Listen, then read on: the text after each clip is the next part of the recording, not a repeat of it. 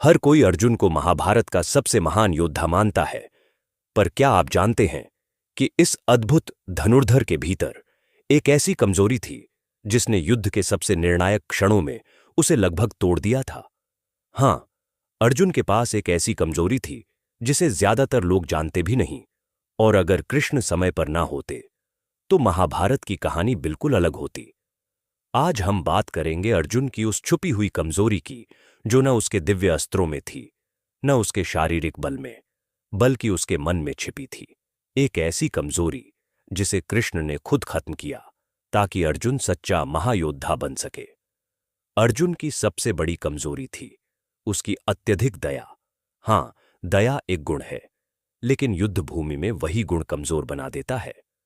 कुरुक्षेत्र की शुरुआत में जब अर्जुन अपने ही गुरु द्रोणाचार्य, अपने दादा भीष्म और अपने भाइयों जैसे कौरवों को देखता है तो उसका मन टूट जाता है। अर्जुन कहता है, गोविंद, मैं अपने ही लोगों को कैसे मारूं? यही उसकी सबसे बड़ी कमजोरी थी। वह अपने भावनाओं पर नियंत्रण नहीं रख पाता था। गीता की शुरुआत ही अर्जुन की इसी कमजोरी से होती है।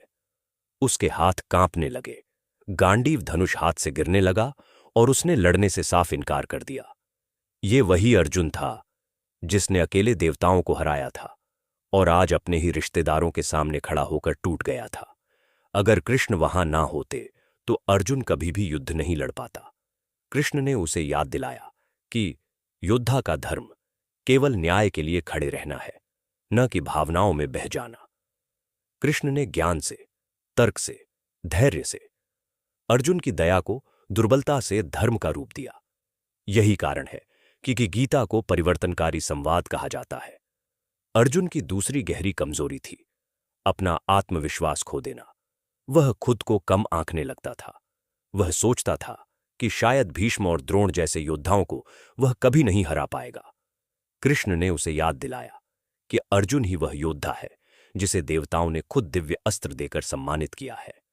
अर्जुन की कमजोरी कोई शारीरिक दोष नहीं थी, बल्कि उसके हृदय का बोझ थी, दया और आत्मसंदेह। और यही कमजोरी उसे मानव बनाती है, तो कृष्ण का ज्ञान उसे महान बनाता है।